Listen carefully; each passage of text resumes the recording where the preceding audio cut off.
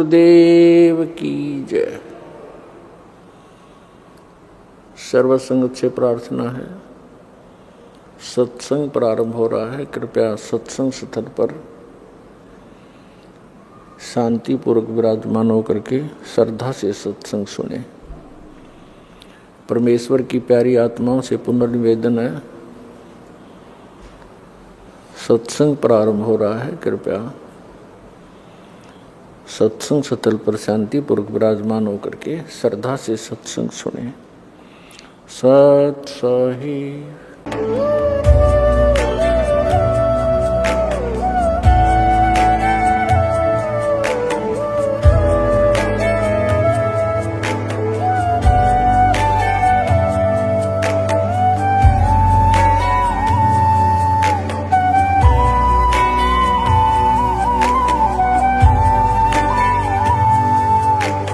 जब लग गुरु मिले न साचा, तब लग गुरु करो 10 पांचा।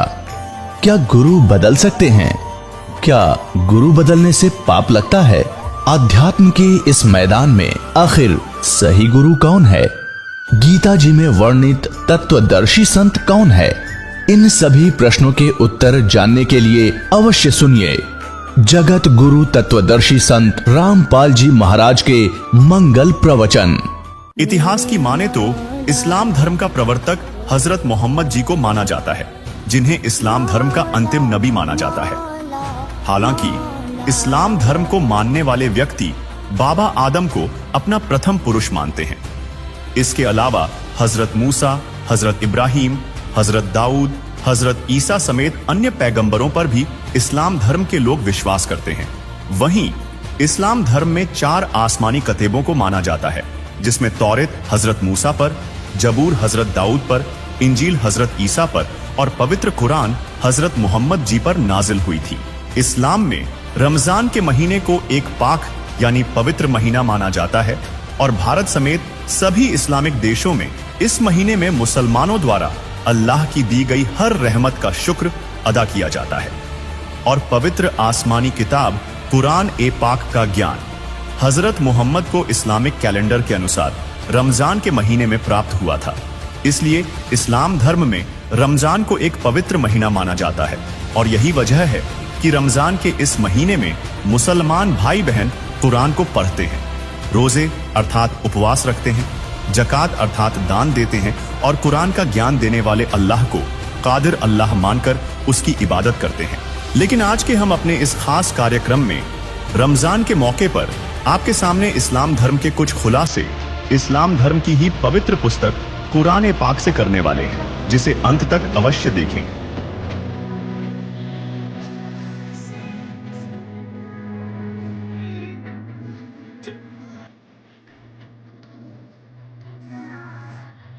मैं एक गुनाहगार बंदा हूँ तेरा, मैं एक गुनाहगार बंदा हूँ तेरा।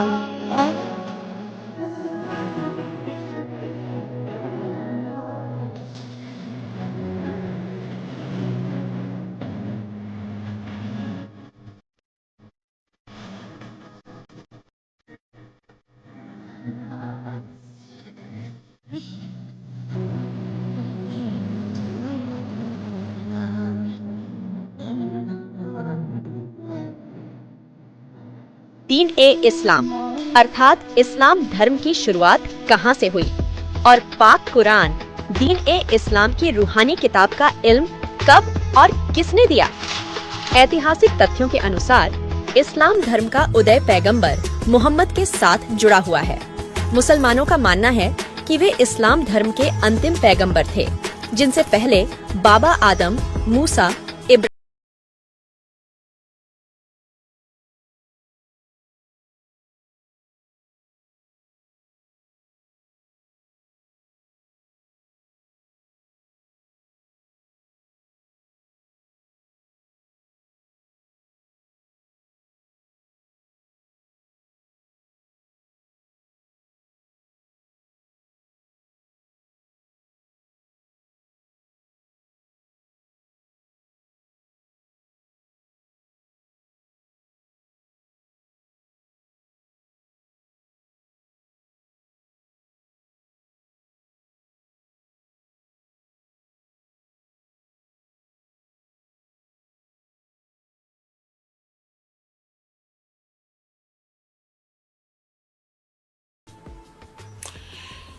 हजरत मोहम्मद जी को डरा धमका के, विवश करके, उसका बुरा हाल करके, तब उसको वो बाई फोर्स एक फरिश्ते ने उसको ये कुरान शरीफ का ज्ञान दिया। तो ये ज्ञान जो ऐसे दिया गया है, तो उसको जब इतना भयभीत कर दिया गया, तो उसको कुछ भी बता दो तो फिर वैसे ही बोलेगा। आपको थोड़ी सी झलक दिखाते हैं कुरान शरीफ का ज्ञान कैसे हजरत मोहम्मद तक पहुंचाया। देखिएगा, पुस्तक है जीवनी हजरत मोहम्मद सल्लल्लाहु अलैहि वसल्लम, मोहम्मद इनायतुल्लाह सुबानी, जीवनी हजरत मोहम्मद सल्लल्लाहु अलैहि वसल्लम, मोहम्मद इनायतुल्लाह सुबानी, अनुवादक नसीम गाजी फलाही, मकरजीबी मकतबा इस्लामी पब्लिशर्स नई दिल्ली। जीवनी हजरत मोहम्मद सल्लल्लाहु अलैहि वसल्लम हिंदी, इस्लामी साहित्य ट्रस्ट प्रकाशन 8181, सर्वाधिकार प्रकाशकाधीन है। नाम मूल किताब मोहम्मद अरबी उर्दू, प्रकाशक है मरकजी मकतबा इस्लामी पब्लिशर्स, डी 307 दावत नगर, अबुल फजल एनक्लेव, जामिया नगर, ऐसे ऐसे। और ये कहाँ से मुद्रक है? HS ऑफसेट प्रिंट्स नई दिल्ली 2। अब इसमें आपको दिखाते हैं 67 पृष्ठ से शुरू करते हैं। प्यारे नबी सल्लल्लाहु यानी हजरत मोहम्मद की 40वीं सालगिरह करीब आई। अब आप पर वह हकीकत खुलनी शुरू हो गई जिसकी आरजू में आप जी रहे थे। आप सल्लल्लाहु यानी हजरत मोहम्मद को सच्चे सौपन दिखने शुरू हुए, उनसे आप पर हकीकत खुल गई। अब देखेंगे 68 पर 68 पृष्ठ पर। इसी तरह रमजान के कुछ दिन बीत गए। एक दिन आप सल्लल्लाहु हजरत मोहम्मद गुफा में आराम कर रहे थे और सुबह का सुहाना समय था। अचानक एक फरिश्ता दिखाई दिया, बहुत ही खूबसूरत और हसीन फरिश्ता, हाथ में हसीन रेशम का एक टुकड़ा भी था। बोला, पढ़ो। आप सल्लल्लाहु यानी हजरत मोहम्मद घबरा गए। फरमाया, मुझे पढ़ना नहीं आता। आप हजरत सल्लल्लाहु यानी हजरत मोहम्मद को ऐसा महसूस हुआ जैसे वह गला घोंट रहा हो और शरीर को भींच रहा हो। फिर छोड़ दिया और कहा, पढ़ो। फरमाया हजरत मोहम्मद ने कि मुझे पढ़ना नहीं आता। पुण्यात्माओं, ऐसे डरा धमका के कैसा ही कुछ भी ज्ञान दे दो वही मानना पड़े। ऐसे ही गीता ज्ञानदाता ने अर्जुन को जब वो सीधे हाथों नहीं मान रहा था, ऐसा भयंकर रूप दिखा दिया, विकराल रूप अपना। उससे सारा कापन लग गया अर्जुन जैसा योद्धा। और फिर उसने जो कहा वो सारी मान ली इसने, वही तरीका इसने अपनाया। ये देखिएगा, फरमाया मुझे पढ़ना नहीं आता। अब 59 पृष्ठ पर पढ़ेंगे। फिर आप सल्लल्लाहु ने अर्थात हजरत मोहम्मद को महसूस हुआ कि वह गला घोंट रहा है दोबारा और शरीर को भींच रहा है। फिर छोड़ दिया और कहा, पढ़ो। आप सल्लल्लाहु को अंदेशा हुआ कि वह फिर गला घोटेगा और इस बार और जोर से भींचेगा। फरमाया, क्या पढ़ूं? हजरत मोहम्मद बोला, क्या पढ़ूं? अब फरिश्ता बोला, पढ़ो अपने रब के नाम से जिसने पैदा किया इंसान को खून की फुटकी से। पढ़ो, तुम्हारा मेहरबान रब ही है जिसने कलम से सिखाया इंसान को, वह कुछ सिखाया जो उसे मालूम न था। कुरान, ये कुरान की कोई आयत है। फरिश्ते के बताने पर आप सल्लल्लाहु ने पढ़ा तो पढ़ते ही याद हो गया। चित्त पर अंकित हो गया। फिर फरिश्ता चला गया। आप उठ खड़े हुए। भय से दिल बैठा जा रहा था, घबराहट से चेहरा उतरा हुआ था। आप सहमी सहमी निगाहों से गुफा में हर तरफ देखने लगे। हैरानी और घबराहट की हालत थी। दिल ही दिल में सोचने लगे, अभी मुझे किसने बातें की हैं, वह कौन मुझे पढ़ा गया है। फिर तेजी से गुफा से बाहर आए। अब आप सल्लल्लाहु हजरत मोहम्मद को पूरा विश्वास हो गया कि ये जिन्न का असर है, और जिस बात का डर था वही सच साबित होकर रही। आप सल्लल्लाहु पहाड़ की घाटियों से गुजरने लगे। पूरा शरीर थर थर कांप रहा था। दिल में बार बार ख्याल आता, शुरू में जो स्वप्न दिखाई दिया वह तो बिल्कुल सच्चे निकले। उनसे बहुत सी नई बातें मालूम हो गई। जिस चीज की तलाश थी वह खुल कर सामने आ गई। लेकिन वह कौन था जो अभी यहाँ खड़ा था? वह कौन था जो पढ़ने के लिए कह रहा था? अचानक एक आवाज आई, मोहम्मद। आप सल्लल्लाहु यानी हजरत मोहम्मद चौंक पड़े। घबरा कर सिर ऊपर उठा, देखा तो वही फरिश्ता आदमी की सूरत में खड़ा था। वह पुकार कर कह रहा था, मोहम्मद तुम अल्लाह के रसूल हो और मैं जिब्रील हूँ। आप सल्लल्लाहु की घबराहट और बढ़ी। डर से रोंगटे खड़े हो गए। भय से कदम रुक गए। कभी दाईं तरफ देखते, कभी बाईं तरफ। यह सूरत आँखों से ओझल हो, लेकिन जिधर देखते वही दिखाई देता, जिधर मुंह करते वही मौजूद होता। आगे बढ़ें या पीछे हटे, नजर नीचे करें या ऊपर उठाएं, हर तरह हर जगह वही फरिश्ता दिखाई देता। फरिश्ता चला गया। आप हजरत मोहम्मद अपनी पत्नी खदीजा के पास आए। भय से कांपते हुए और पसीने में डूबे हुए आते ही फरमाया, मुझे कुछ उड़ा दो, कुछ उड़ा दो। तुरंत बीबी खदीजा ने चादर उड़ा दी। खदीजा, मुझे क्या हुआ? तुम ही बताओ, यह मुझे क्या हुआ? फिर जो कुछ देखा था वह बयान किया और फरमाया, मुझे अपने बारे में डर है। बीबी खदीजा बहुत समझदार थी। ये बातें सुनकर जरा भी न घबराई।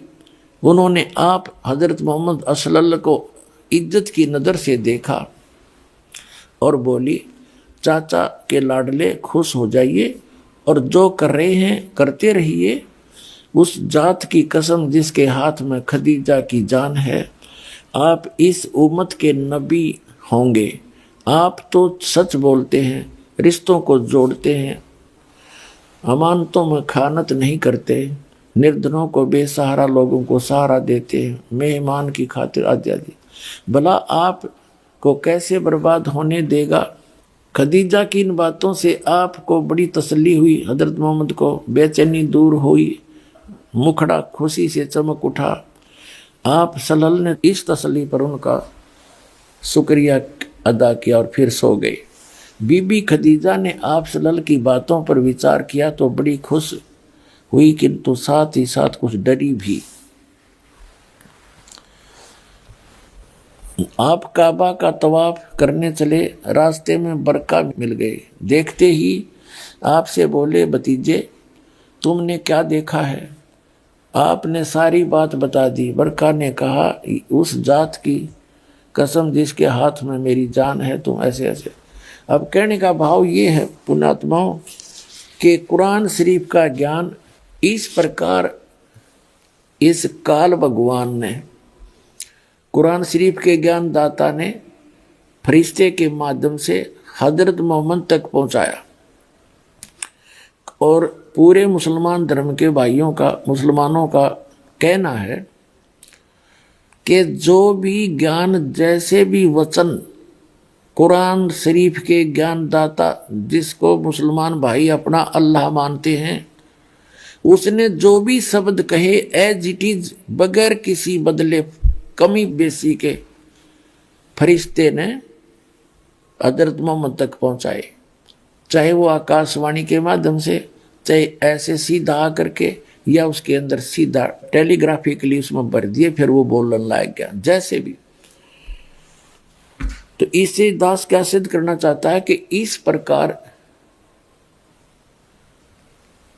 कुरान शरीफ के ज्ञानदाता ने हजरत मोहम्मद जी को डरा धमका के यो कुरान का ज्ञान बताया। और इतना डरा हुआ आदमी एकदम अचानक को फरिश्ता आ जावे तो बड़े बड़े का कलेजा हिल जाए। तो ऐसे ये कुरान शरीफ का ज्ञान प्राप्त है। और उसने जो भी आदेश दिया हजरत मोहम्मद जी ने आगे उसी तरह बोल।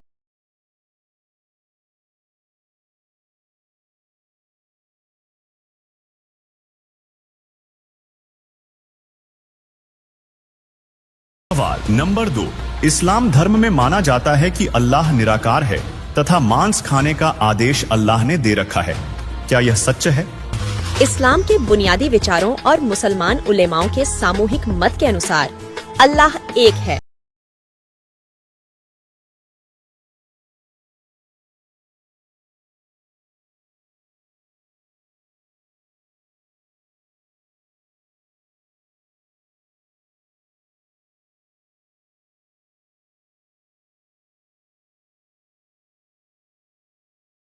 कबीर साहब जी ने कहा है, खोजत खोजत था किया, अंत कहा बेचून।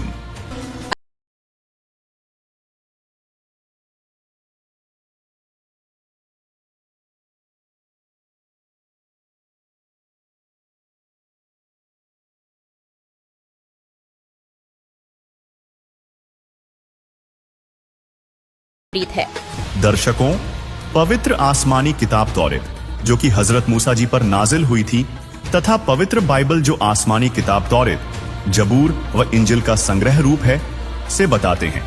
उसमें साफ शब्दों में लिखा है कि परमात्मा ने मनुष्य को अपने स्वरूप में नर नारी करके उत्पन्न किया तथा 6 दिन में सारी सृष्टि करने के बाद 7वें दिन तख्त पर जा विराजा।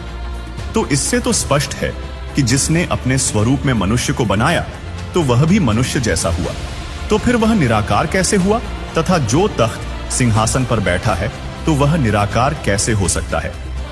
देखिए, इन 4 पवित्र पुस्तकों को तो मानते ही हैं, पवित्र तौरात, पवित्र इंजिल, पवित्र जबूर, पवित्र कुरान शरीफ और या कुरान मजीद को, इसको तो मानते ही हैं, इसको तो कोई नकारा कर ही नहीं सकता। तो पहले आपको वो आसमानी किताब तौरात से दिखाएंगे सृष्टि उत्पत्ति। ये देखिएगा, ये आसमानी किताबें ये इकट्ठी जल्द की गई हैं, तौरेत, जबूर, इंजिल। अब देखिएगा,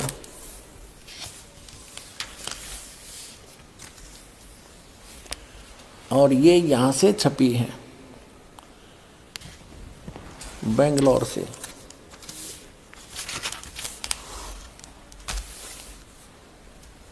ये आसमानी किताब तौरत, जबूर, इंजिल, उर्दू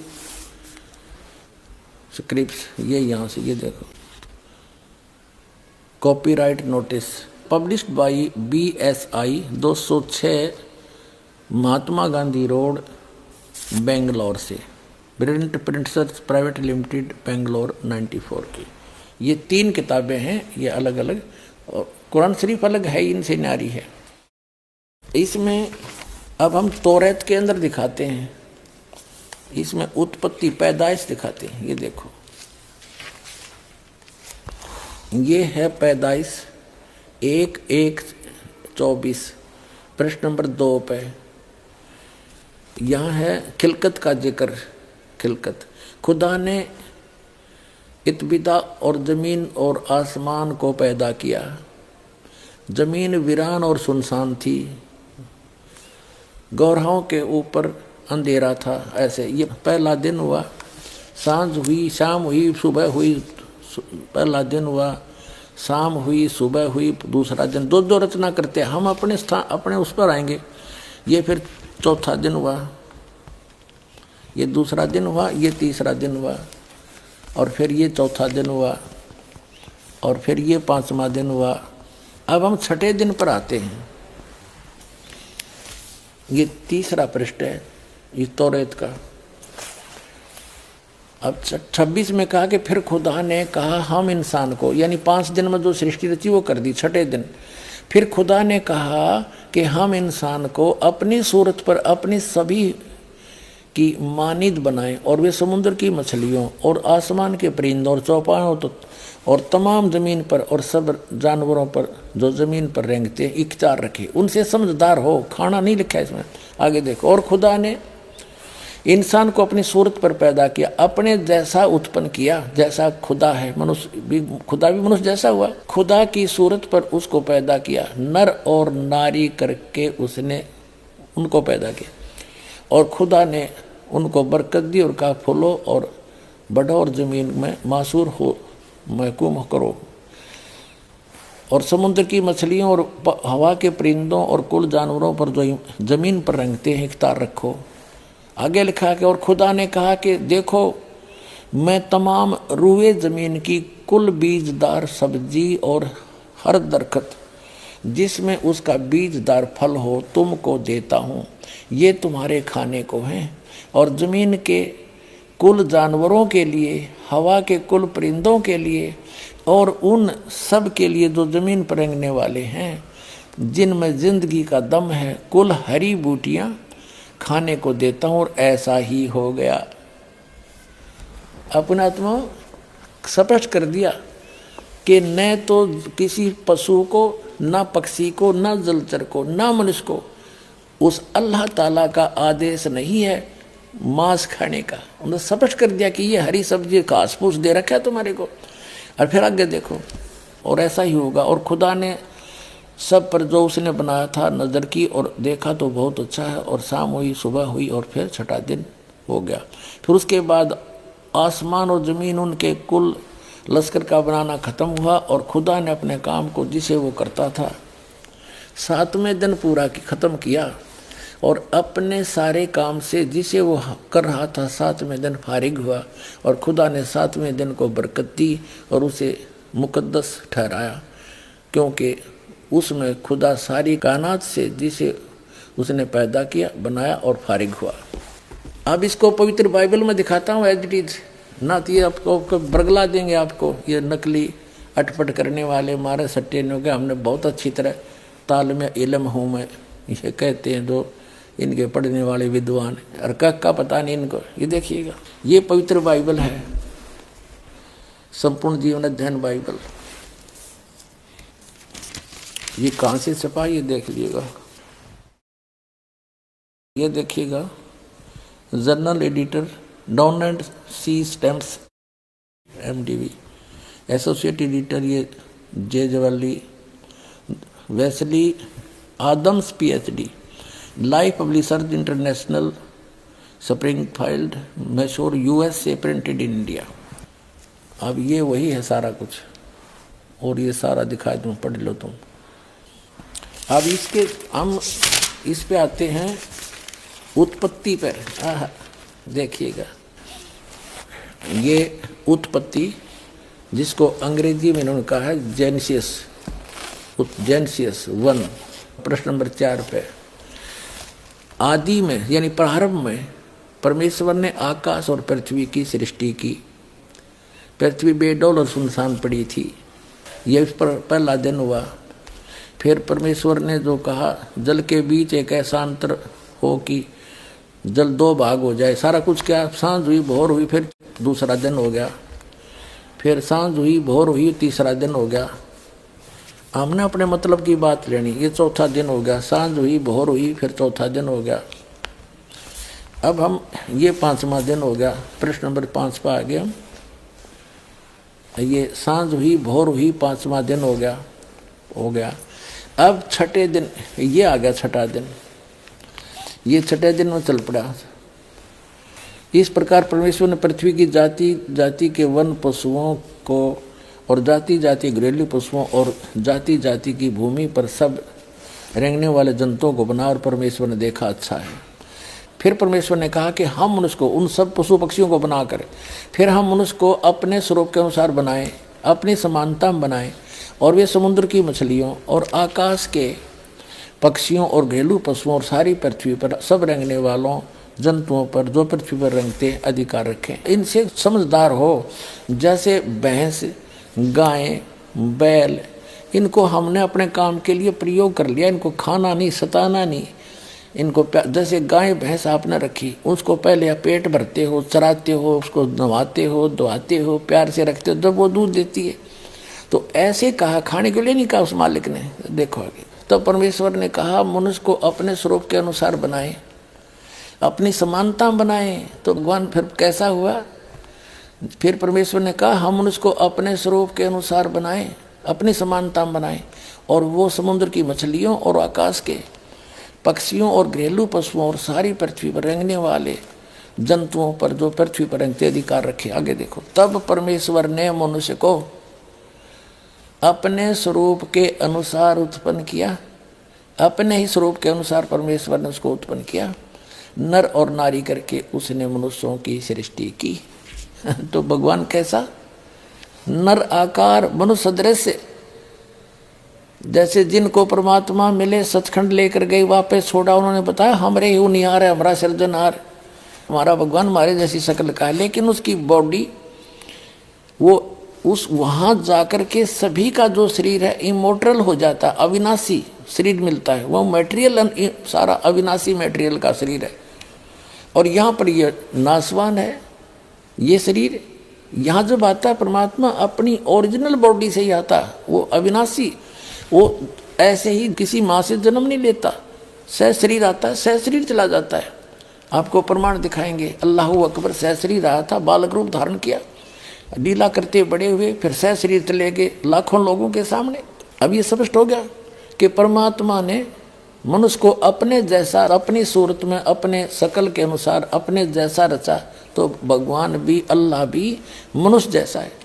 और आगे फिर वो क्या कहता है देखो, और परमेश्वर ने कहा नर और नारी करके उनकी सृष्टि की, और परमेश्वर ने उनको आशीष दी, उनसे कहा फूलो फलो और पृथ्वी पर भर जाओ और उसको अपने वश में कर लो, और समुद्र की मछलियों तथा आकाश के पक्षियों और पृथ्वी पर रेंगने वाले जंतुओं पर अधिकार रखो। यानी उनसे जैसे इंसान ने शेर तक को भी काबू कर लिया, हाथियों को भी बांध लिया, तो ऐसे कंट्रोल करने के लिए कहा उन्होंने। आगे देखो, फिर परमेश्वर ने उनसे कहा, यानी मनुष्यों को भी, फिर परमेश्वर ने उनसे कहा कि सुनो, जितने बीज वाले छोटे छोटे पेड़, ये मनुष्यों के लिए आदेश है, सारी पृथ्वी के ऊपर हैं, और जितने वृक्षों में बीज वाले फल हैं वे सब मैंने तुमको दिए तुम्हारे भोजन के लिए। मनुष्य के लिए उस अल्लाह ताला का आदेश, अल्लाह अकबर, जिसने 6 दिन में सृष्टि रची, 7वें दिन तख्त पर जा बैठा, वो है अल्लाह अकबर है, वो अल्लाह कबीर है, वो कंप्लीट गॉड है, वो सर्जनहार है, वो क्रिएटर है। उस क्रिएटर का आदेश नहीं है मांस खाने का मनुष्य को, पशु पक्षियों को भी नहीं है। आगे देखो, तुम्हारे भोजन के लिए, ये तो मनुष्यों के लिए। आगे देखो, यहाँ आगे हम, और जितने पृथ्वी के पशु और आकाश के पक्षी और पृथ्वी पर रेंगने वाले जंतु हैं, जिनमें जीवन का प्राण है, उन सब के खाने के लिए मैंने सब हरे हरे छोटे पेड़ दिए, और वैसा ही हो गया, यानी घास फूस से। और तब परमेश्वर ने जो कुछ बनाया था वो देखा, तो क्या देखा? वह बहुत अच्छा है। तथा सांझ हुई, फिर भोर हुआ, इस प्रकार ये 6वां दिन हो गया। अब 7वां दिन, यूं आकाश और पृथ्वी और उनकी सारी सेना का बनाना समाप्त हो गया, और परमेश्वर ने अपना काम जिसे वह करता था 7वें दिन समाप्त किया, और उसने अपने किए हुए सारे काम से 7वें दिन विश्राम किया। और परमेश्वर ने 7वें दिन को आशीष दी और पवित्र ठहराया, क्योंकि उसमें उसने सृष्टि की रचना के अपने सारे काम से विश्राम लिया। ठीक, इससे स्पष्ट होता है कि अल्लाह साकार है, मनुष्य जैसा है, तथा अल्लाह का आदेश मांस खाने का नहीं है। दर्शकों, यह आदेश उस अल्लाह का जिसके विषय में कुरान ए पाक की सूरह अस सजदा 32 यत 4 व सूरह फुरकान 25 की आयत 52 से 59 में वर्णन है कि वह कादिर अल्लाह कबीर है, जिसने सर्व सृष्टि अर्थात कायनात की रचना की है। इसने जो रचना करनी थी 6 दिन में की, तथा जो प्राणियों के खाने का आदेश देना था वह आदेश देकर 7वें दिन ऊपर आसमान में अपने निज निवास यानी सतलोक में बने तख्त पर जा बैठा, जिसका आदेश मानव को मांस खाने का नहीं है, जिससे कादिर अल्लाह यानी परमेश्वर के आदेश की अवहेलना करके हम दंड के भागी होंगे, क्योंकि उस कादिर अल्लाह कबीर ने कहा है। अब मुसलमानों को कहा करते थे, काशी जोरा दीन का ये काजी खलस करनते, गरीबदास उस सरे में झगड़े आन पड़नते, सुन काजी राजी नहीं आपे अलय खुदा, गरीबदास किस हुक्म से तन पकड़ पछाड़ी गाय। अब परमात्मा कहा करते थे कि तूने किसके आदेश से गाय मार दी। उस परमात्मा का आदेश जिसने 6 दिन में सृष्टि रची और 7वें दिन तख्त पर जा बैठा, आप उसके आदेश का पालन करो। वो है अल्लाहु अकबर। परमात्मा स्वयं आए हुए थे, वो बता रहे थे। और इसी परमात्मा की जानकारी है बाइबल के अंदर उत्पत्ति ग्रंथ में। उसमें स्पष्ट किया है कि 6ठे दिन परमात्मा ने मनुष्यों की रचना की, उससे पहले सभी जीव जंतु उत्पन्न कर दिए और उस मनुष्य को परमात्मा ने अपने जैसा पैदा किया, अपने जैसी शकल का, मनुष्य जैसा। तो परमात्मा मनुष्य जैसा है और उसने आदेश दे दिया उस परमेश्वर ने कि तुम सभी के लिए, जो अन्य प्राणी हैं उनके लिए छोटे छोटे बीजदार, छोटे छोटे घास फूस के पौधे, और मनुष्यों के लिए बीजदार पौधे और फलदार वृक्ष, नथिंग एल्स। मांस खाने का आदेश उस परमात्मा का नहीं है। आगे आपकी कुरान शरीफ में ये थी, उस परमात्मा के स्थान पर किसी अन्य फरिश्ते का आदेश तुमने लिख लिया है, तो उस परमात्मा का आदेश नहीं है, उसके आदेश का पालन करो। अब क्या बताते हैं परमात्मा,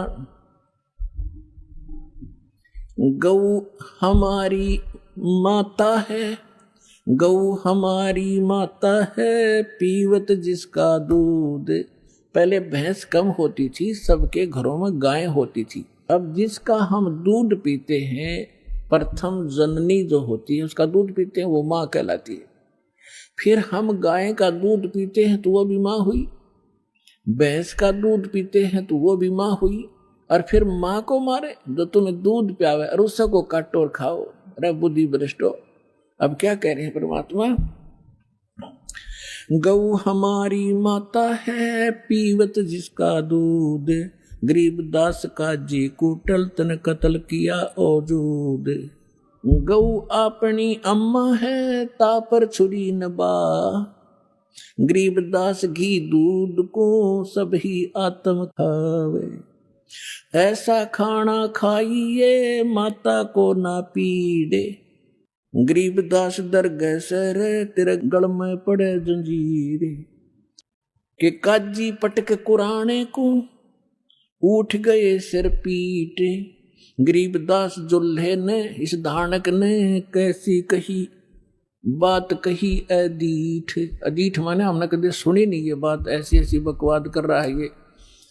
और गुस्से में होकर उठ कर काजी चले गए।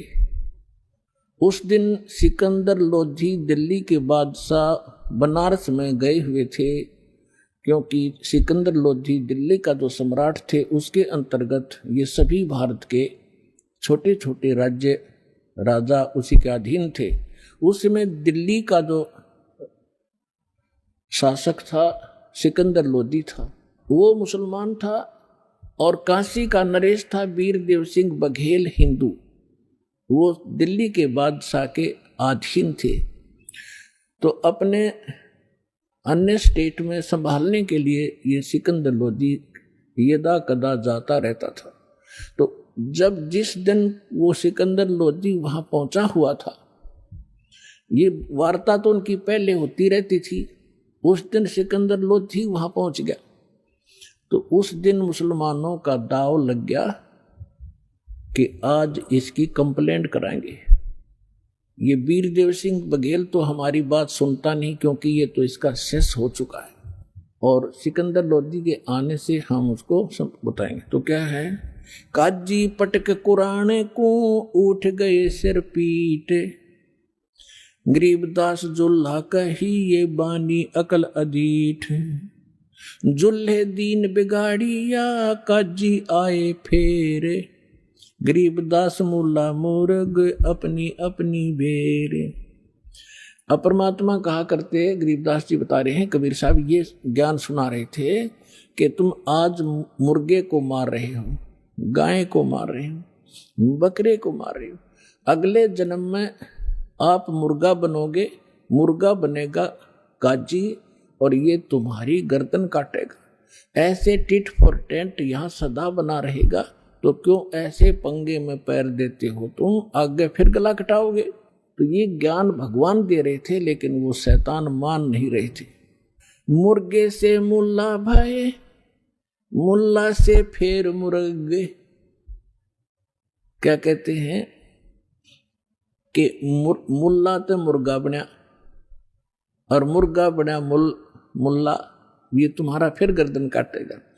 मुर्गे से मुल्ला भाई, मुल्ला फिर मुर्गे।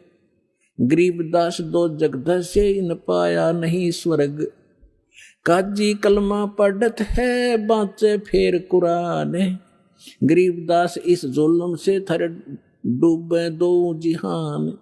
यानी यहां भी दुखी पाप कर्म इकट्ठे करके जाओगे, आगे नरक में डाले जाओगे। दोनों दीन दया करो। ओए होए, पुणात्माओं भगवान किस प्रकार हमें समझाया करते, हम इसे अनाड़ी हो गए। दोनों दीन दया करो तुम मानो बचन हमारे। गरीबदास सूर गऊ में एक बोलन हार। यानी एक जैसा ही जीव है, ऐसा ही सूर का, ऐसा ही गाय का। सूर गऊ में एक है, गाय भखो ना सूरे। गरीबदास सूर गऊ दोहू का एक नूर। मुल्ला से पंडित भये, पंडित से भय मूल। गरीबदास तज बैर भाव तुम कर लो सुलम सूल। कि तुम आपस में प्यार से रहो, आपस में कंप्रोमाइज करो, किसी को दुखी ना करो, मारो मत, आपस में लड़ो मत। हिंदू झटके मारे ही ये मुस्लिम करें हलाल। गरीबदास दोनों धर्म का वहां होगा हाल बेहाल। अब हिंदू तो ये कहते हैं हम एक ही झटके से सूअर को काट देते हैं या बकरा काट देते हैं, जो बलि चढ़ाते हैं उसमें उसको पीड़ा नहीं होती। और हिंदुओं के जो बलि चढ़वाने वाले गुरु कहते हैं हम एकदम झटके से मार देते हैं और उसको पीड़ा नहीं होती। और मुसलमान क्या कहते हैं, हम तो धीरे धीरे प्यार से काटते हैं और कलमा पढ़ते रहते हैं और धीरे धीरे प्यार से काटते हैं। परमात्मा कहा करते, यदि देखो चाहे झटके तो मार दो, चाहे धीरे धीरे मार दो, उसकी जान तो गई। ला तुम्हारी गर्दन काटे, किसी तरह कहोगे उसी तरह काट दूंगा, आओ एक जना। बकवास करते। तो हमने ज्ञान नहीं, केवल बकवाद भाई। भगवान ने समझाया तो हम उनके दुश्मन बन गए। रब की रूह मारते ये खाते मोरे मोरे। गरीबदास उस नरक में खुन्नी को नहीं ठोरे। उगोड़े ऊंट अटक नहीं ये तितर क्या खरगोश से। गरीबदास ऐसे कुकर्मी से वो अल्लाह है 100 कोस से। तुम सब सोचे हो भगवान पालेंगे, 300 रोजे खून करत हो कैसे हो दीदारा। दिन में तो रोजे रखे और सांझ पड़ी जब मुर्गी मारी। खाक भक्ति है तुम्हारी, दिन में तो भूखे मरे भगवान के लिए, और शाम ने भगवान की वह मूर्ति काट दी, भगवान का बनाया हुआ मुर्गा। एक बाबा जी साधु संत जा रहा था, रास्ते में एक झोंपड़ी थी, उसमें कुछ व्यक्ति एक देगची में कोई वस्तु उबाल रहे थे, पका रहे थे। उस संत ने पूछा कि क्या बना रहे हो, भक्तों, उन्होंने कहा बाबा जी महाराज जी मुर्गा बना रहे हैं। उसने कहा अच्छा भाई मुर्गा बना लेते हो तुम? हाँ जी, दिखाना। उन्होंने ढक्कन उठा कर दिखाया, उसमें वो मांस उबालन लग रहे, उसकी हाड उड अंदर ही उबलन लग रहे और उसकी पांख पड़ी बराबर में। वो कहने लगा रहा बना तो भगवान ने रखा था, तुमने तो बिगाड़ दिया। यू तुमने बना तो भगवान ने रखा, तुमने बिगाड़ दिया, इसका सारा नाश कर दिया। दर्शकों, इससे 3 बातें सिद्ध होती हैं। इस्लाम धर्म के प्रवक्ताओं, उलेमाओं, मौलवियों समेत पूरा मुस्लिम समाज अपनी पवित्र आसमानी कतेबों से परिचित नहीं है। मुस्लिम समाज का अल्लाह को बेचून अर्थात निराकार मानना भी गलत सिद्ध हुआ, क्योंकि जो मनुष्य को अपने स्वरूप में उत्पन्न किया तथा तख्त अर्थात सिंहासन पर विराजमान हुआ, तो वह निराकार नहीं हो सकता है। जिस कादिर अल्लाह कबीर ने 6 दिन में सृष्टि रची और 7वें दिन सिंहासन पर विराजमान हो गया, उस समर्थ परमात्मा का आदेश मांस खाने का नहीं है। अब कुछ मुस्लिम भाई कहेंगे कि हम तो अल्लाह के नाम पर बकरे की कुर्बानी देते हैं, तो यहां मुस्लिम भाइयों को सोचना चाहिए कि कुर्बानी अपनी करनी चाहिए। प्रभु के नाम पर बकरे और गाय या मुर्गे की नहीं, वास्तव में कुर्बानी प्रभु के चरणों में समर्पण तथा सतभक्ति होती है। शीश काट देने तथा अविधिपूर्वक साधना करने से मुक्ति नहीं होती। यह तो शैतान काल ब्रह्म की भुलैया है। कुर्बानी गर्दन काटने से नहीं होती, समर्पण करने से होती है। प्रभु के निमित्त हृदय से समर्पित हो जाए कि हे प्रभु, तन भी तेरा, धन भी तेरा, यह दास या दासी भी तेरे। यह कुर्बानी प्रभु को पसंद है। हिंसा, हत्या खुदा कभी पसंद नहीं करता। सवाल नंबर 3, इस्लाम में माना जाता है कि पुनर्जन्म नहीं होता, तो क्या यह सत्य है? मुसलमान समाज में धारणा है कि एक बार सभी मरते जाएंगे, उन्हें कब्रों में दबाते जाएंगे।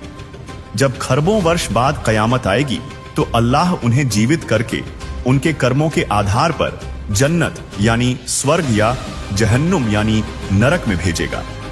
अर्थात पुनर्जन्म के विषय में जैसा हिंदू धर्म में माना जाता है, वैसा हमारे इस्लाम धर्म में जन्म के बाद मृत्यु, फिर जन्म के बाद मृत्यु अर्थात पुनर्जन्म नहीं होता।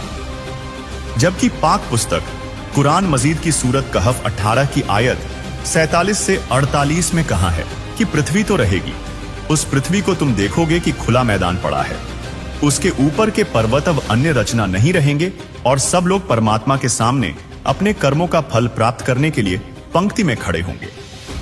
फिर सूरह अर-रूम 30 की आयत 11 में कहा है कि अल्लाह पहली बार सृष्टि को उत्पन्न करता है, फिर उसे दोहराएगा यानी पुनरावर्ती करेगा। वहीं एक समय एक वलीद बिन मुघरह नामक व्यक्ति ने पहले तो मुसलमानी स्वीकार की, उसको अच्छे लाभ भी हुए। वह पहले विरोधियों का सरदार था, बाद में हजरत मोहम्मद जी की खिलाफत करने लगा, कुरान को जादू करार देने लगा तथा कहने लगा कि यह तो मानव द्वारा बोली वाणी है, अल्लाह की नहीं है, तथा हजरत मोहम्मद को जादूगर बताने लगा। तब कुरान ज्ञान देने वाले अल्लाह ने सूरह मुद्दस्सिर 74 आयत 26 से 27 में कहा कि मैं शीघ्र ही उसे नरक यानी जहन्नुम में झोंक दूंगा, यानी नरक की आग में डाल दूंगा। जो प्रसंग चला था जन्म और मरण का, यानी पुनर्जन्म पुनरुत्पत्ति का, कुरान शरीफ के अंदर आपको ज्ञान देते हैं, दिखाते हैं। पवित्र कुरान शरीफ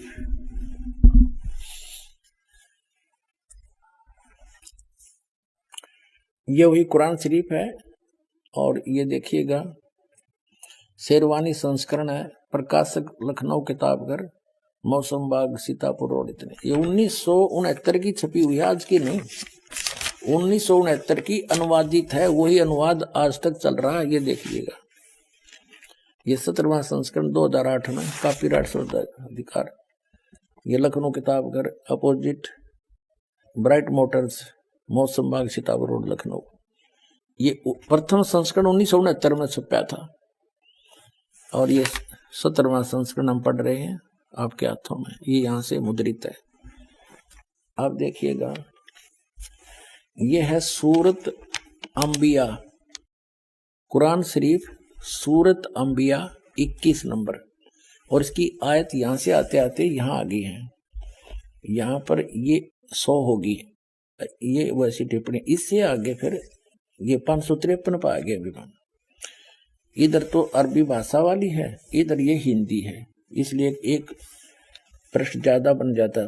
553 पर आ गए हम। यहाँ तो दूसरी, ये दूसरी शुरू होगी यहाँ पर हिज्र 22, ये तो यहाँ से शुरू होती है, यहाँ से, इसलिए वहां लिखी गई। इस 21 अंबिया की ये आयत यहाँ तक चल रही है, 103 समाप्त हुई और ये 104 यहाँ से शुरू होती है आयत। जिस दिन हम, ये कुरान शरीफ का ज्ञानदाता ये बोल रहा है, जिस दिन हम आसमान को इस तरह लपेटेंगे जैसे तुम्हार पुलिंदा में कागज लपेटते हैं, जिस तरह हमने पहले पैदा किया था, फिर हम उसे दोहराएंगे और वादा हमारे जिम्मे है, हमें जरूर करना है। फिर पढ़ लो एक बार अच्छी तरह कि जिस दिन हम आसमान को और इस तरह लपेटेंगे जैसे तुम्हार पुलिंदा में कागज लपेटते हैं, जिस तरह हमने पहले पैदा किया था, और फिर हम उसे दोहराएंगे। यह वादा हमारे जिम्मे है, हमें जरूर करना है। अपना तो ये बालकों के लेख हैं, इनको कोई समझ सकता है? तो एक इस 21 ब्रह्मांड के मालिक के कोड वर्ड हैं, चाहे कुरान शरीफ है, चाहे श्रीमद् भगवद गीता, चाहे वेद है। और दिखाते हैं आपको, फिर क्लियर होगा कंसेप्ट। इसी कुरान शरीफ का ये है सूरत 67,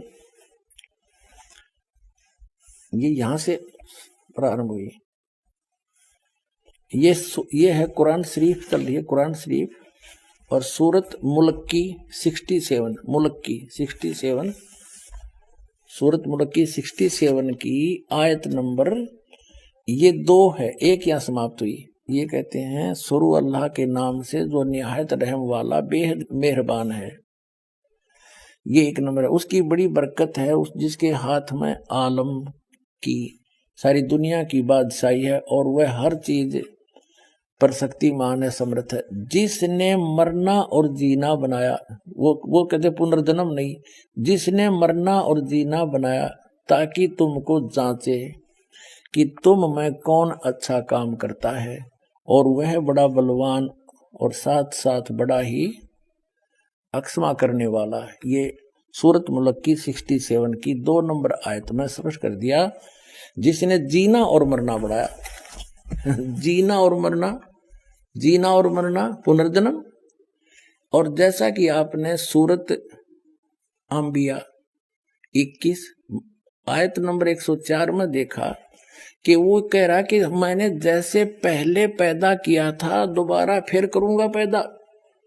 आत्माओं, यदि इन मुसलमान भाइयों ने कुरान शरीफ को ढंग से समझा होता तो ये पहले ही समझ जाते। और फिर इसमें इसने स्पष्ट कर दिया है, जब पूरे सभी को प्रलय करूंगा और सब आकाश तक भी समेट दूंगा, इसका मतलब सब नाश हो जाएगा, फिर रहेगा क्या? वो कहाँ रहेगी फिर? जन्नत इनकी। और क्योंकि फिर पैदा करूंगा ही करूंगा, मैं उसको पुनः पैदा करूंगा, ये मेरा वायदा है। और पुण्यात्माओं, ये तो फिर दोबारा नाश करने की बातें खत्म हो जाती। अगर पहली बार ही इनका जो मानना है वो ये है, केवल एक बार ये यहाँ पैदा होते रहेंगे, मरते रहेंगे, कब्रों में जाते रहेंगे, और फिर प्रलय करेगा भगवान, सब कुछ नाश हो जाएगा, बस फिर फाइनल है इनका फैसला। अच्छे काम करनी है जन्नत में और बुरे करनी है नरक में, यानी दोजख में, फॉर एवर। अरे यूं कहा मैं फिर पैदा करूंगा पुनः, जैसे मैंने पहले पैदा किया था। तो दोबारा पैदा करने का, दोबारा क़यामत लाने का तो जिक्र खत्म हो जाता है। वास्तविकता ये है कि ये दुर्दास ने सृष्टि रचना बताई, ऐसे चलता है। दर्शकों, सृष्टि रचना की संपूर्ण जानकारी जानने के लिए इसी वीडियो के डिस्क्रिप्शन में दी गई लिंक पर क्लिक करके देखिए संपूर्ण सृष्टि रचना।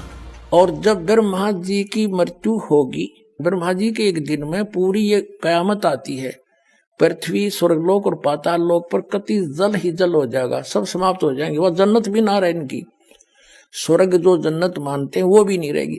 एक तो ये कहते हैं मुसलमान भाई के कुरान शरीफ का ज्ञान सबके लिए है, सब मानव समाज के लिए है, किसी जाति विशेष के लिए नहीं है। तो जैसे हजरत मोहम्मद जी को एक जबरील नाम का देवता एक बुराक नाम के जानवर पर खच्चर जैसे बैठा के ऊपर ले गया जन्नत में। और जन्नत में के देखा कि बाबा आदम बैठे, हजरत मूसा जी, हजरत ईसा जी, हजरत इब्राहिम, हजरत दाऊद वहां मिले और उनसे मिले वो जाकर के जन्नत में। उनको नमाज पढ़ाई, बाबा आदम से बात करी। तो बाबा आदम और कैसे पहुंच गए? वो तो कब्र में रहने चाहिए थे, क़यामत आई नहीं है अभी। आप दिखाता हूं आपको, ये देखिएगा, ये जीवनी हजरत मोहम्मद सल्लल्लाहु अलैहि वसल्लम, ये यहां से छपी है, देखिएगा।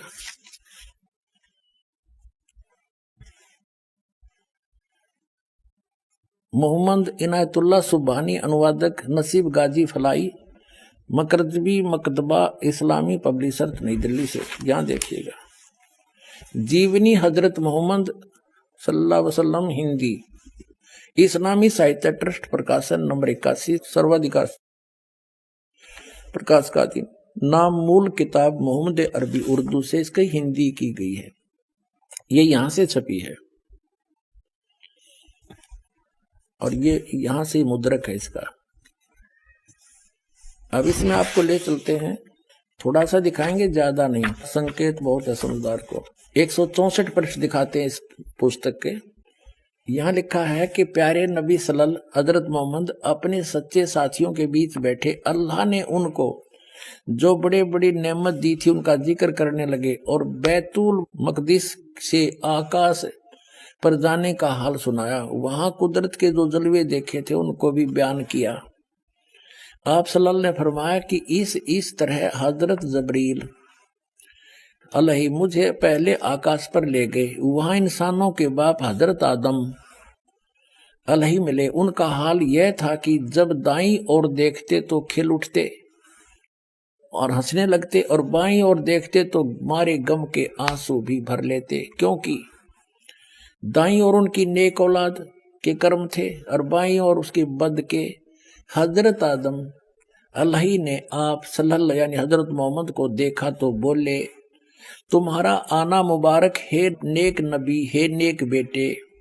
आप सल्लल्लाहु ने पूछा, जबरील यानी हजरत मोहम्मद ने जबरील देवता से पूछा, ये कौन है? तो उन्होंने जवाब दिया, जबरील ने बताया कि ये आदम अलैहि है, हजरत आदम है, इस सारे इंसानों का बाप।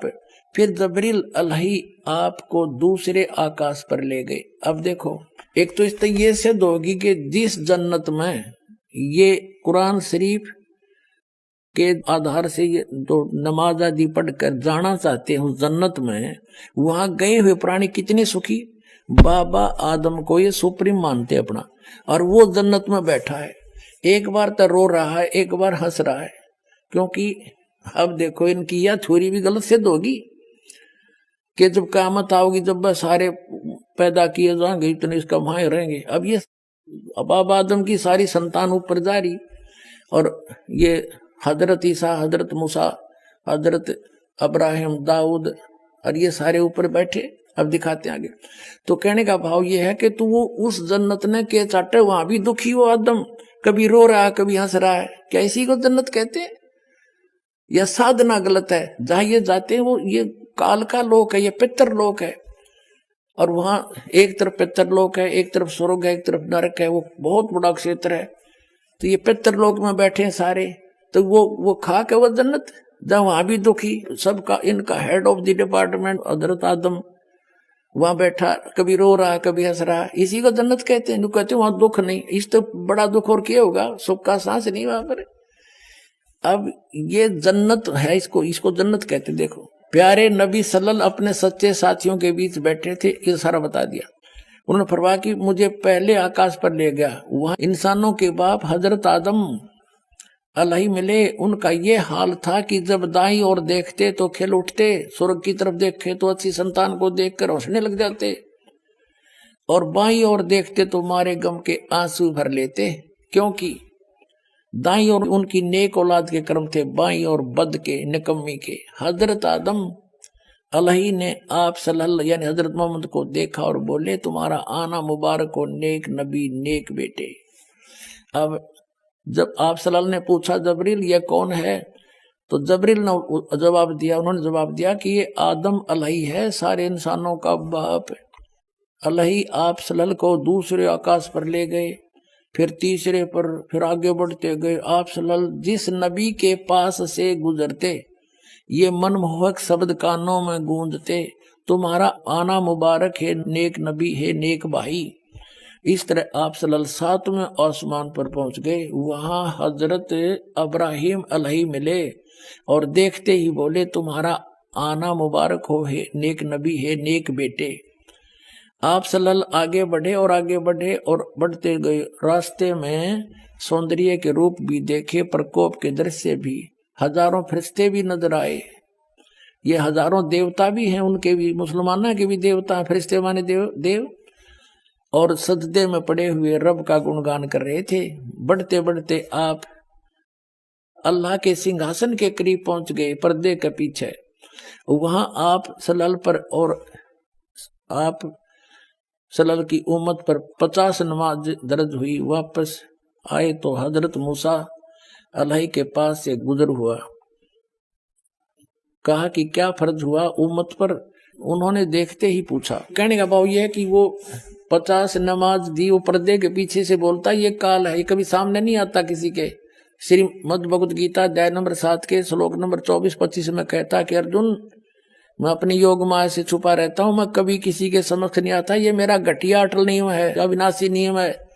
ये पर्दे से पीछे बोल रहा है निराकार बताओ, फिर पर्दे की क्या जरूरत थी? जब निराकार होता तो वो सामने क्यों नहीं आता? भगवान कोई चोर है क्या?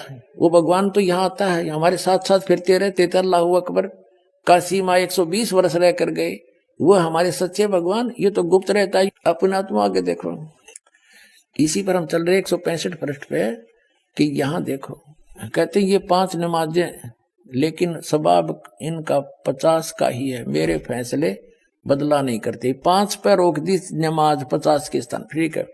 पूरी रात बीत गई और आप सल्लल्लाहु के प्यारे साथी बैठे रहे। ये जो अपनी आत्म कथा जो ऊपर देखा वो बता रहे थे हजरत मोहम्मद जी, वो देख रहा। पूरी रात बीत गई और आप सल्लल्लाहु प्यारे साथियों बैठे रहे। आप सल्लल्लाहु ने आकाश पर जो दृश्य देखे थे, खुदा की कुदरत के और जो जो जलवे नजर आए थे, उन्हें आप पूरी दिलचस्पी के साथ सुना रहे थे। साथी मजे ले लेकर सुन रहे थे। आपने जन्नत में जो कुछ देखा, या उनकी जन्नत, आपने जो जन्नत में जो कुछ देखा वह भी बयान किया और नेक साथियों को खुशखबरी दी। जन्नत में यह नेमतें तुम्हारा इंतजार कर रही हैं। अब और दिखाते हैं 161 पृष्ठ पर देखो।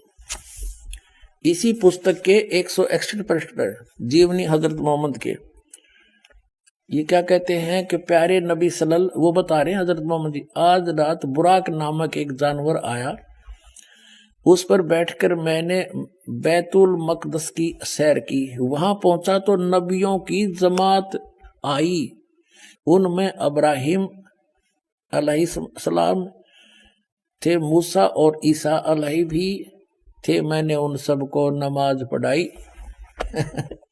अब सुन ले डॉक्टर जाकिर भाई, मुसलमानों ने अपना विधान अपने आप बना रखे कुरान शरीफ को ना समझकर।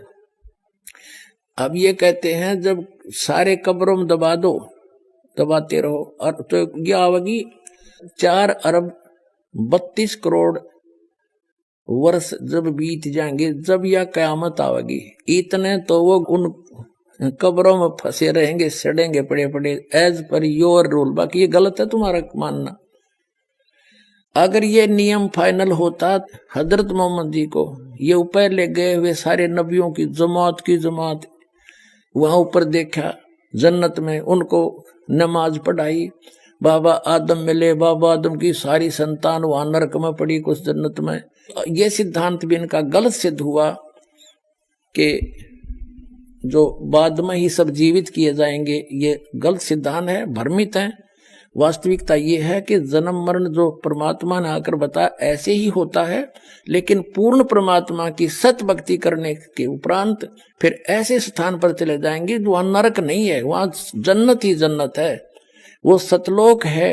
वहां भी मनुष्य जैसा शरीर होगा लेकिन दूसरा मटेरियल होगा। दर्शकों, कुरान पाक और पुस्तक जीवनी हजरत मोहम्मद के उपरोक्त प्रमाणों से स्पष्ट है कि इस्लाम धर्म में भी पुनर्जन्म होता है। इस्लाम धर्म में जो धारणा है कि एक बार सभी मरते जाएंगे और उन्हें कब्रों में दबाते जाएंगे, जब कयामत आएगी तो उन्हें जीवित किया जाएगा, यह एकदम गलत सिद्ध होती है। क्योंकि यदि कयामत तक कब्रों में ही रहना होता तो कुरान ज्ञानदाता यह नहीं कहता कि मैं उसे शीघ्र ही नरक यानी जहन्नुम में झोंक दूंगा, या जैसे मैंने पहले पैदा किया था पुनः यानी दोबारा पैदा करूंगा। और जब अभी कयामत आई ही नहीं तो हजरत मोहम्मद को पूर्व में हुए नबी ऊपर ना मिलते। सवाल नंबर 4, जिस अल्लाह ने हजरत मोहम्मद जी को कुरान ए पाक का ज्ञान दिया, क्या वह हमारा कादिर अल्लाह है? पवित्र कुरान शरीफ अर्थात कुरान मजीद सूरह अस सजदा 32 आयत 4, सूरह बकरा 2 आयत 255, सूरह फुरकानी 25 आयत 52 से 59 में अपने से अन्य कादिर अल्लाह कबीर की जानकारी देते हुए कहता है कि वह अल्लाह ही है जिसने आसमानों और जमीन को और उन सारी चीजों को जो इनके बीच है 6 दिन में पैदा किया और उसके बाद सिंहासन पर विराजमान हुआ। उसके सिवा न तुम्हारा कोई अपना है न सहायक है और उसके सिवा कोई खुदा नहीं है, तथा जमीन और आसमान में जो कुछ भी है उसी का है। पहले तो आप जी ने ये समझना पड़ेगा कि कुरान शरीफ के पढ़ने वाले आज तक नहीं समझ सके कुरान शरीफ में सूरत फुरकानी 25 आयत नंबर 52 से 59 यदि इन्होंने समझा होता तो कुरान शरीफ के ज्ञानदाता को ये अल्लाह अकबर नहीं कहते, क्योंकि वो तो खुद कह रहे हैं अल्लाह अकबर की जानकारी तो कुरान शरीफ का ज्ञानदाता रखता ही नहीं। एक बार आपको रूबरू करते हैं, ये देखिएगा पवित्र कुरान शरीफ, ये है कुरान शरीफ, यह है वह इलामी किताब है जिसमें कोई संदेह की गुंजाइश नहीं। ये कहते हैं कि इसमें जो लिखा फाइनल है हमारे लिए कुरान शरीफ। और ये है सह अनुवाद स्टीफन, इसका अर्थ है सह अनुवाद स्टीफन, शास्त्रीय अरबी पद्धति पर नागरी लिपि में रूपांतरकार है नंद कुमार अवस्थी, शेरवानी संस्करण। अब आगे देखते हैं, ये वही है जो का तो जो टाइटल पेज पर था, जिल्द पर था, ये देखिएगा शेरवानी संस्करण है, प्रकाशक है लखनऊ किताबघर मौसम बाग सीतापुर रोड लखनऊ से। और ये आज का अनुवाद नहीं है, 1969 से चल रहा है ये 17वां संस्करण 2008 ईस्वी में, कॉपीराइट सर्वाधिकार सुरक्षित है। Lucknow Kitabghar opposite bright Motors मौसम बाग सीतापुर रोड लखनऊ पर, ये उनके फोन नंबर है। ये प्रथम संस्करण 1969 में छपा था, ये हिसाब ला लो लगभग 44 वर्ष हो गए, और 17वां संस्करण ये अब छपा है। मुद्रक हैं गॉस्पेल प्रेस लखनऊ। अब हम आपको दिखाते हैं, ये है कुरान शरीफ सूरत फुरकानी और 25 604 पृष्ठ पे, यहां दिए नीचे ये 51 आयत यहां समाप्त होती है, ये 52वीं शुरू होती है। फलात उतियल काफिरन व जाहिदुम बिही जिहादन कबीरन, ये कबीर शब्द है। जैसे संस्कृत में मैं हलंत वाला एक्स्ट्रा लगाते हैं तो ये कबीर शब्द है, कबीर, ये 52वीं आयत में। और इनका अनुवाद भी इन्होंने यहाँ कर दिया, ये तो अरबी भाषा में डीपी नागरी लिखी है।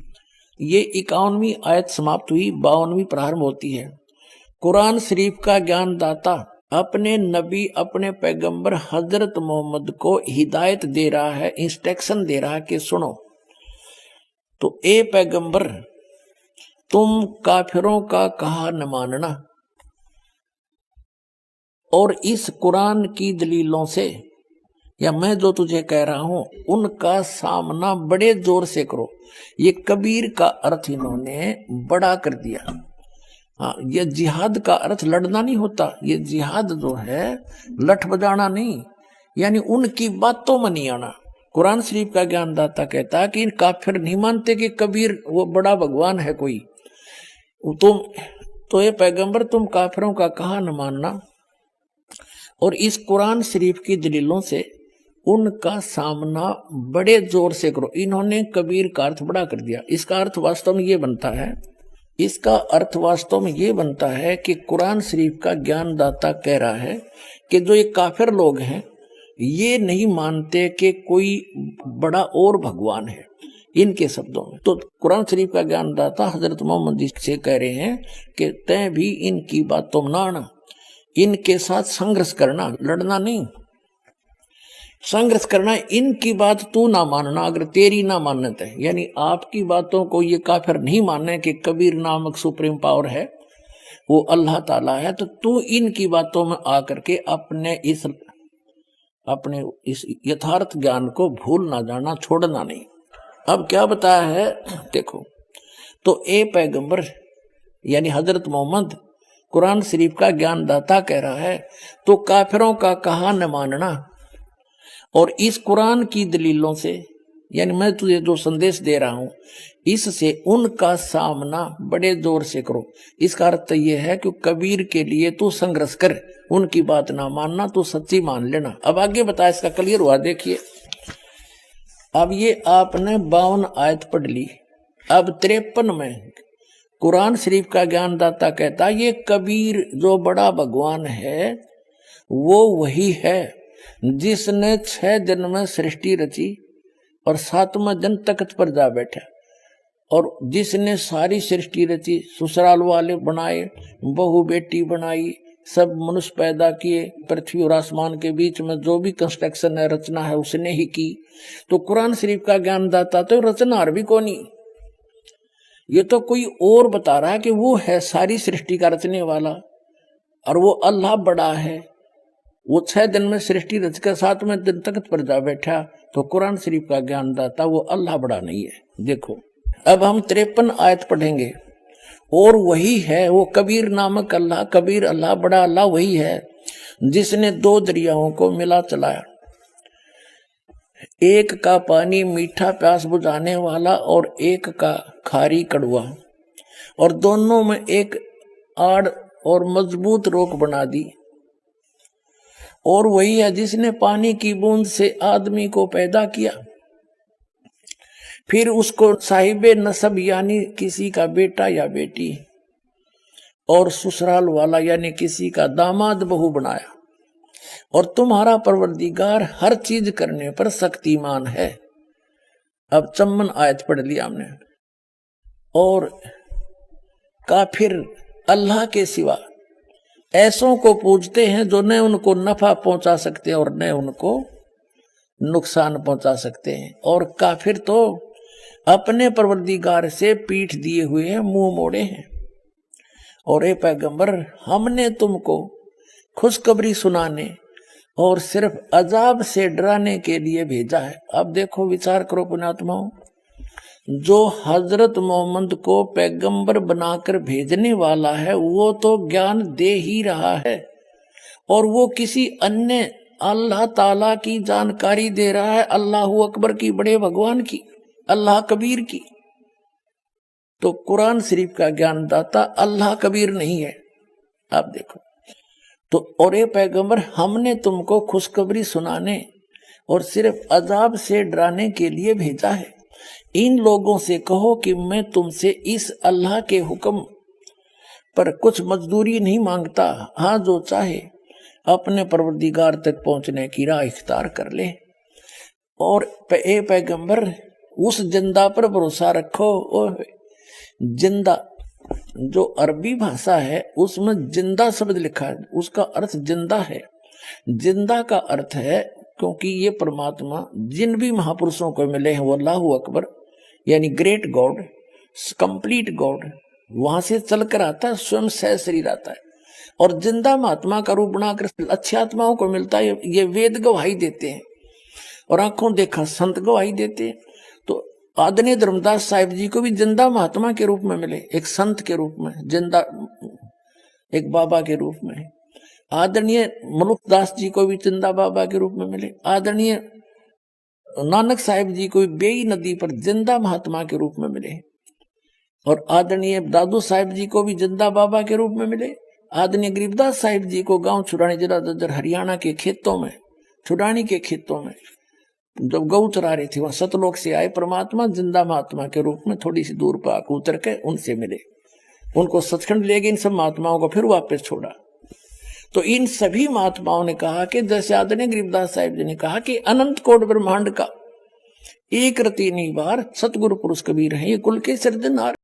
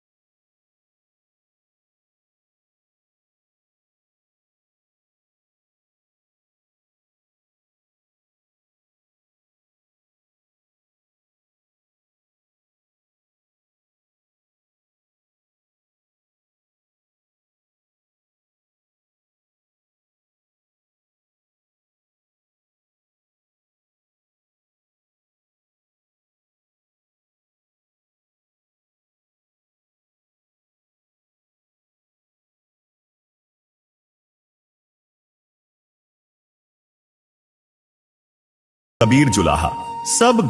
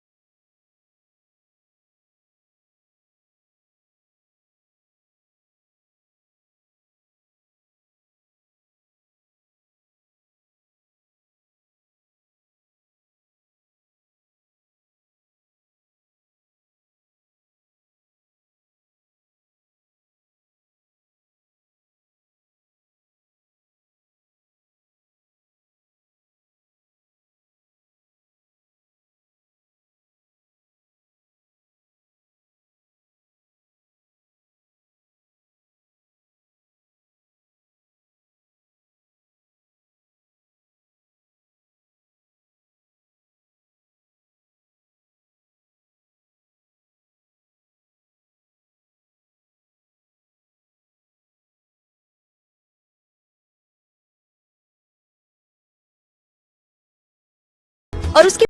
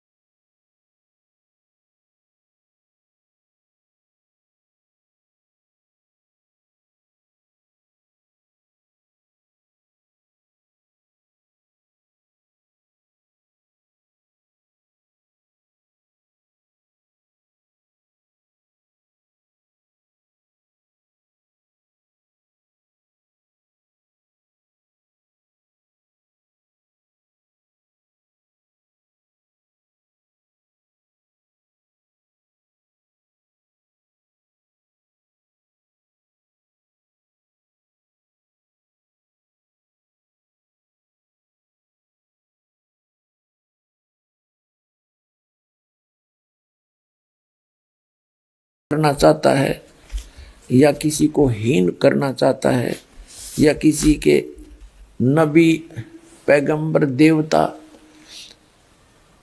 की कोई मान हानि करना चाहता है, दास ये चाहता है कि हजरत मोहम्मद एक नंबर के पुण्यात्मा थे और ये फंस गए इस काल ब्रह्म के।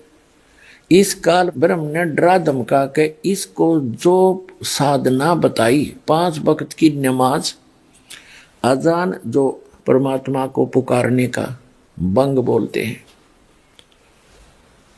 5 वक्त की नमाज और रोजे, ये 3 साधनाएं बताई और इनको डट कर करा करते थे वो। हजरत मोहम्मद जी जैसा ईमान अल्लाह पर कोई नहीं ला सकता। मुसलमान भाई जितना ईमान उन्होंने उस कुरान शरीफ के ज्ञान दाता को कंप्लीट गॉड मान के उन्होंने उसके ऊपर ईमान लाया, और उन जैसी भक्ति भी कोई नहीं कर सकता। उस इतनी साधना करने के बाद हजरत मोहम्मद जी को उसकी भक्ति का क्या बेनिफिट हुआ? एक तरफ तो कुरान शरीफ में कहा है कि वो अल्लाह ताला, अल्लाह अकबर बड़ा मेहरबान है, बड़ा दयालु है, रहमत करता है, पापों को नाश करता है। वो बिल्कुल सही बोला है, वो तो सही है, वो तो ऐसा ही है। लेकिन हजरत मोहम्मद जी को उनकी रहमत नहीं मिली,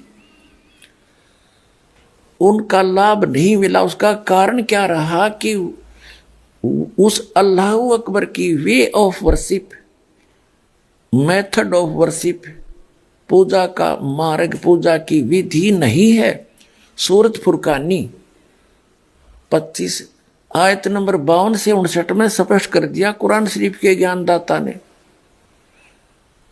कि वो अल्लाह अकबर तो वो है जिसने 6 दिन में सृष्टि रची, 7वें दिन तख्त पर जा बैठा है, वो है क्रिएटर। और उसकी खबर कुरान शरीफ का ज्ञानदाता नहीं जानता, वो कुरान शरीफ में नहीं है जो ज्ञान उसने बताया हजरत मोहम्मद को जबरील देवता के माध्यम से। उसने अपने सतर की विधि बताई है कि मेरे सतर की ये साधना है और इसकी साधना से पाप नाश नहीं हो सकते, जो कर्म में वही मिलेगा आपको, उसमें कोई परिवर्तन नहीं हो सकता। और यही गीता ज्ञानदाता 8वें अध्याय के 13वें श्लोक में कहता है कि मेरा जो मंत्र है ओम इति एकाक्षरम ब्रह्म व्यवहारण माम अनुस्मरण ये प्रयाति तजन देहम सयाति परमाम गतिम, कि मेरे सतर का, मेरी पूजा का केवल एक ओम अक्षर है, नथिंग एल्स। इसका अंतिम सांस तक जो भक्ति करता हुआ शरीर छोड़कर जाएगा वो ब्रह्म से मिलने वाली परम गति प्राप्त होगी। और ब्रह्म से मिलने वाली परम गति कौन सी है? ब्रह्मलोक। 8वें अध्याय के 16वें श्लोक में कहा कि ब्रह्मलोक में गए हुए प्राणी भी पुनरावृत्ति में है, उनका भी जन्म मृत्यु होता है। फिर गीता ज्ञानदाता ने 8वें अध्याय के 5 और 7 में तो अपने विषय की साधना बताई कि मेरी भक्ति करेगा मुझे ही प्राप्त होगा, ब्रह्मलोक में आ जाएगा, लेकिन जन्म मृत्यु तेरी भी रहेगी मेरी भी रहेगी, मोक्ष नहीं हो सकता। और जैसा कर्म करेगा वैसा फल भी मिलता रहेगा। लेकिन 8वें अध्याय के प्रथम मंत्र में अर्जुन ने पूछा कि किम तत् ब्रह्म, उसका उत्तर दिया 8वें अध्याय के 3रे श्लोक में गीता में कि वो परम अक्षर ब्रह्म है।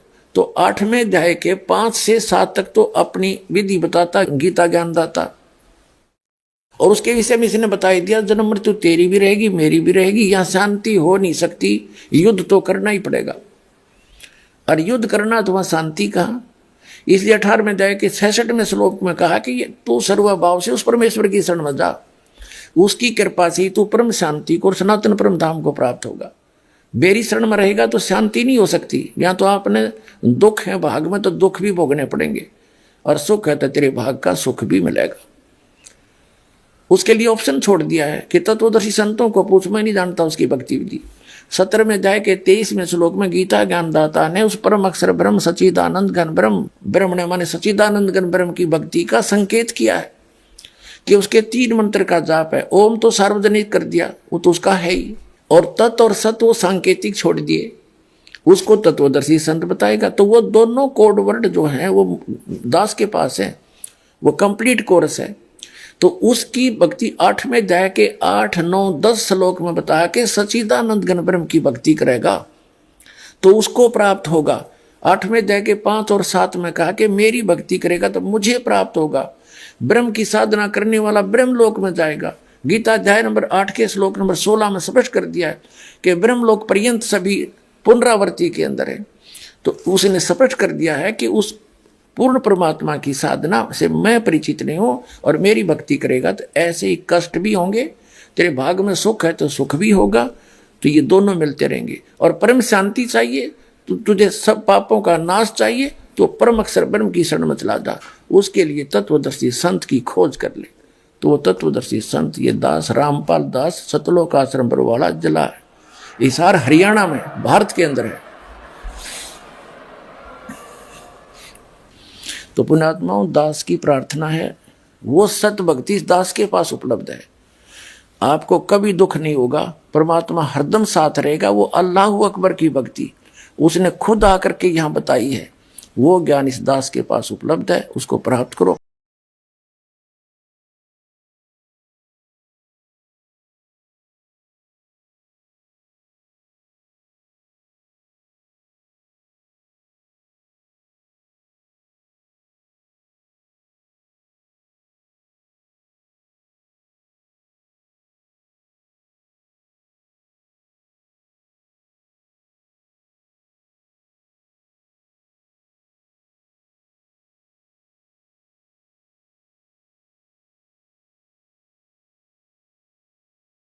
नमस्कार जी। सत साहिब सर। क्या नाम है जी आपका? सोनम खान। कहाँ से हैं जी आप? एमपी मध्य प्रदेश, जिला मुरैना। संत रामपाल जी महाराज से नाम दीक्षा आपने कब ली? 2017 में। संत रामपाल जी महाराज से नाम दीक्षा लेने से पहले आप क्या भक्ति साधनाएं करती थी? जो मुस्लिम धर्म में कुरान शरीफ पढ़ना, उर्दू पढ़ना, नमाज पढ़ना, रोजे रखना, ये सब साधना करती थी मैं। तो ऐसा क्या कारण बना कि आपने संत रामपाल जी महाराज से नाम दीक्षा ली? सर, ये सब कुछ करने के बाद में भी मुझे कोई लाभ नहीं मिला। नमाज पढ़ती थी, रोजे रखती थी, दरगाहों पे भी जाना था, जाती थी, लेकिन कोई भी लाभ नहीं मिला। जहाँ भी दरगाह थी वहाँ जाते थे, जैसे अजमेर, कलियर शरीफ और बहुत दूर दूर तक कहीं भी दरगाह थी वहाँ पे भी जाते थे। सर, मेरी शादी के बाद मेरी एक बेटी हुई थी, वो भी ख़त्म हो गई थी सर। डॉक्टर लोगों ने मना कर दिया था कि ये बचेगी नहीं। अच्छे प्राइवेट हॉस्पिटलों में दिखाया था, फिर भी वो बची नहीं। उस पर भूत बिहार का चक्कर हो गया था। फिर काफ़ी टाइम तक मेरे बच्चे नहीं हो रहे थे और फिर मेरे आदमी पे भी बहुत परेशानी थी। उन पे झूठे आरोप लगा दिए थे लड़ाई झगड़े में घर वालों ने, तो वो जेल चले गए थे। बहुत काफ़ी परेशानी थी सर। ये नमाज पढ़ के भी बहुत परेशानी थी, इतनी इबादत करने के बाद भी बहुत परेशानी थी। फिर मैंने संत रामपाल महाराज जी के बारे में सुना तो मैंने नाम दीक्षा ली। मैंने मन में बोला अगर संत रामपाल महाराज जी सच्चे हैं तो मेरे हस्बैंड को निकलवा दो। तो उसी रात को संत रामपाल महाराज जी ने रात को मेरे हस्बैंड को जेल से निकलवा दिया। फिर मैंने 1 महीने बाद संत रामपाल महाराज जी से नाम दीक्षा ली। फिर मैंने हस्बैंड को समझाया कि देखो कुरान शरीफ में लिखा है कि कबीर ही अल्लाह है, जो अपन वो मानते हैं। उनको मैंने समझाया, कुरान शरीफ हम दोनों ने पढ़ा, उनने भी समझा ज्ञान। फिर मैंने नाम दीक्षा ली। फिर कुछ दिन बाद मेरे हस्बैंड ने भी नाम दीक्षा ले रखी संत रामपाल महाराज जी से। फिर मेरे एक लड़का हुआ संत रामपाल महाराज जी से जुड़ने के बाद। और रोज़ जो मन में सोचते हैं संत रामपाल महाराज जी से, जो भी मन में सोचते हैं वो पूरा हो जाता है। और भूत प्रेत की परेशानी थी वो भी सारी हट गई हैं। और मेरे हस्बैंड को काम भी नहीं मिलता था, आज वो अच्छे से काम कर रहे हैं उनसे जुड़ने के बाद में भी। और मेरी मम्मी पापा भी मेरी मम्मी अच्छी से रहती हैं, कोई भी दिक्कत नहीं है, कोई भी परेशानी नहीं है। पहले वो भी यही इबादत करती थी जैसे हम कर रहे हैं, वो भी यही इबादत करती थी, फिर भी दुखी रहती थी, बहुत दुखी रहती थी सर। और हम भी दुखी रहते थे इतनी इबादत करने के बाद भी। अब संत रामपाल महाराज जी से जुड़ने के बाद में कोई भी दिक्कत नहीं है, बहुत लाभ मिलते हैं, रोज़ के लाभ मिलते हैं सर। संत रामपाल महाराज जी से जुड़ने के बाद हमें घर में रोज़ ही लाभ मिलते हैं। जैसे मेरे हस्बैंड काम नहीं करते थे, उनको काम में मन ही नहीं लगता था, अब वो इतना काम करते हो घर में बिल्कुल भी झगड़ा नहीं होता। पहले मुझसे लड़ते रहते थे, झगड़ते रहते थे, अब बिल्कुल भी झगड़ा नहीं होता।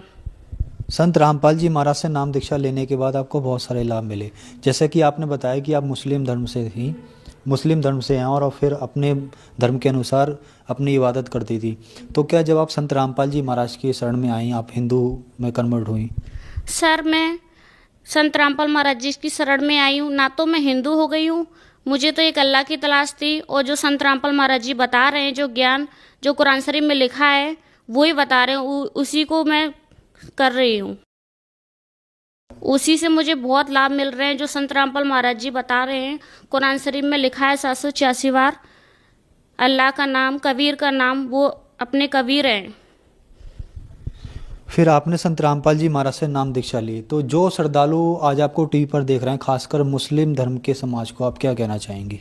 मैं मुस्लिम समाज धर्म से यही कहना चाहूँगी कि कहीं भी रोज़े रखने से, कुरान शरीफ पढ़ने से और उर्दू पढ़ने से, रोज़े रखने से, 5 वक्त की नमाज़ पढ़ते हैं जो मुस्लिम धर्म, उसमें भी कहीं भी लाभ नहीं है। संत रामपाल महाराज जी की शरण में आओ, अपना कल्याण कराओ। कुरान शरीफ में जो लिखा है संत रामपाल महाराज जी बताते हैं, उसी को करने से लाभ मिलते हैं बहुत। जो इबादत में कुरान शरीफ में लिखा है उसी को बताते हैं संत रामपाल महाराज जी। संत रामपाल जी महाराज से नाम दीक्षा कैसे ली जा सकती है? संत रामपाल महाराज जी से नाम दीक्षा चैनल पे सत्संग आता है, उस पर एक पीली पट्टी आती है, उस पर नाम वो नंबर लिखा रहता है, उस पर डायल करो, और आसपास भी केंद्र में खुले रहते हैं, वहाँ जाके नाम दीक्षा ले सकते हैं संत रामपाल महाराज जी से। धन्यवाद जी।